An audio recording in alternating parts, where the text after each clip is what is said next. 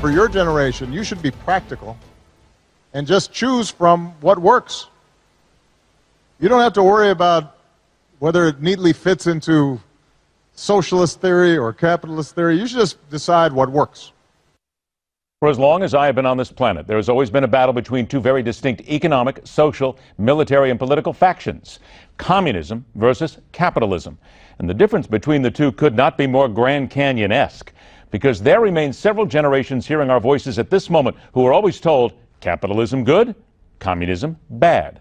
So when a sitting president of the United States says something that would seem to try and draw the two closer, it makes those on both sides of the aisle perk up an ear and go, what did he just say?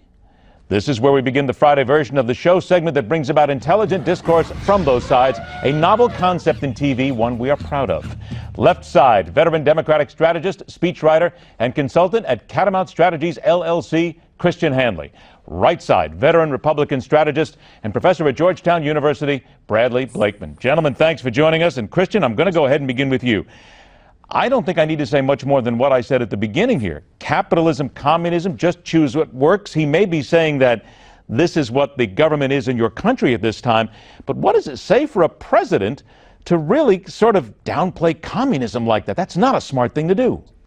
Well, it actually is. He's playing a long game here, not a short-term PR game. What he's trying to say is, we're going to win this battle without having to fight it. I will lay here at your feet the young people of Cuba, two different options here, and you see which one works. And he's doing that because he knows which one works. We know which one works. And they will learn that the more they open up to the outside world.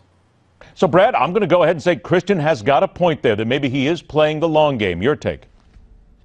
No, this president's never played the long game. He's playing the short game. He always has. This is all about President Obama doing something that he wanted to do from the time he got into office, and he's making good, whether it's in the best interest of the United States or not. This was his spring break with his vacation time to Cuba, and pandering, appeasement. That is what this president is all about. We don't govern from strength. This president governs from emotion, his emotion.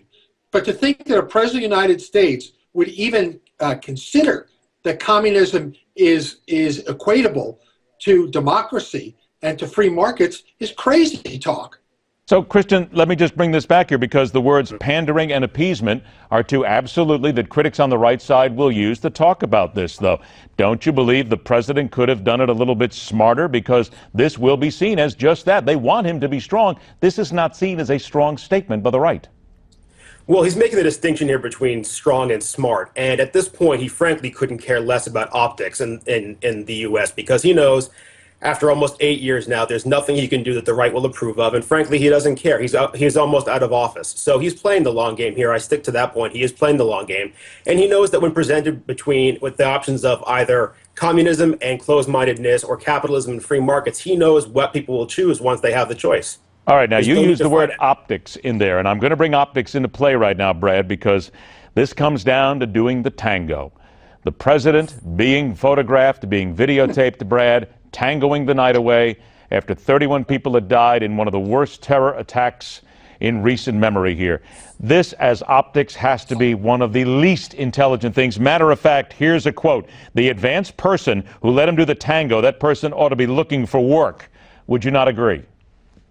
No, it's the president. Look, as somebody who advanced 3 presidents, as somebody who was in charge of the president's schedule, look, the advanced guy didn't drag Obama up to tango. And you want to know something? If an advanced man had dragged George W. Bush into a situation like that, the guy would have been fired on the spot and tossed out on his butt.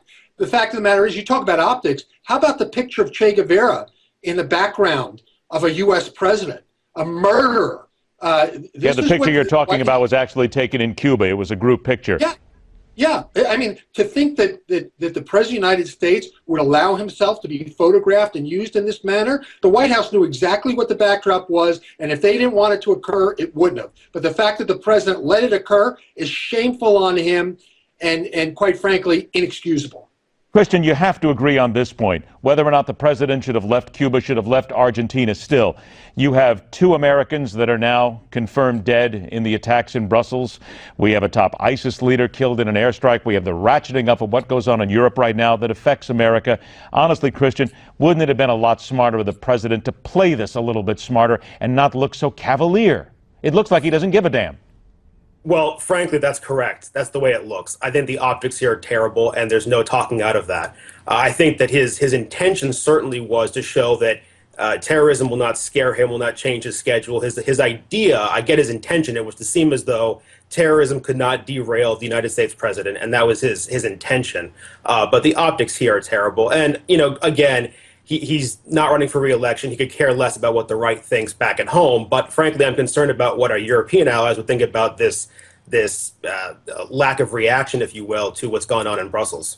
From optics to verbiage, Lindsey Graham on The Daily Show played the clip of him joking about killing Ted Cruz in the Senate. Here's was his reaction to this, talking about supporting Ted Cruz. It's safe to say that you are/were/are not a fan of Ted Cruz. It tells you everything you need to know about Donald Trump. I don't dislike Ted. Ted and I have a lot of differences. I'm getting better at this. So,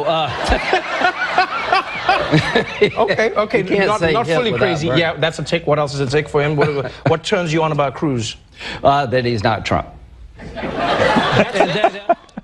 I only got 10 seconds, Brad. Come on, not the smartest thing to say out loud, yes? Et tute, Lindsey? Look, this guy the more statements he makes, the worse it gets. The fact is that you're supporting Ted Cruz because you don't like Donald Trump is not a ringing endorsement of Ted Cruz. Oh, my goodness. From optics to verbiage, we're getting it all right here. And we're still a long ways from November. Brad Blakeman, Christian Hanley. Gentlemen, I want to thank you both for joining us. We'll see you next week. The single most valuable thing in the kit bag for every presidential candidate this season is not what you might think. It's coming up next right here on The Hard Line.